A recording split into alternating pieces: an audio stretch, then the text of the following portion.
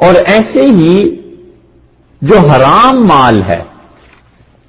اگر خالصتاً حرام ہے علیاذ باللہ تو اس پہ زکوٰۃ واجب نہیں، وہ مال سارے کا سارا اصل مالک کو لوٹانا ہو. پتہ ہے کہ یہ 10,000 روپے رشوت کے لایا ہوں، اب زکوٰۃ کہاں سے دینی ہے؟ یہ تو 10,000 اس کو واپس دینے ہیں،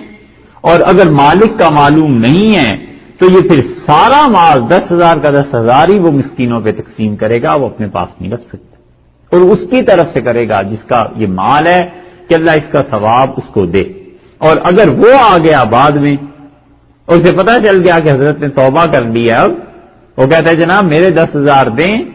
تو اس کو اس آدمی کے لیے اختیار شریعت نے دیا ہے کہ وہ چاہے تو 10,000 وصول کرے اور چاہے تو یہ ثواب لے لے، اور وہ کہتا ہے مجھے ثواب کی ضرورت نہیں، مجھے 10,000 روپے دو، تو اس کے ذمے واجب ہے کہ اس 10,000 کو ادا کرے. تو حرام کا مال جو ہے وہ سارے کا سارا واجب التصدق ہے، اسے دینا ہی.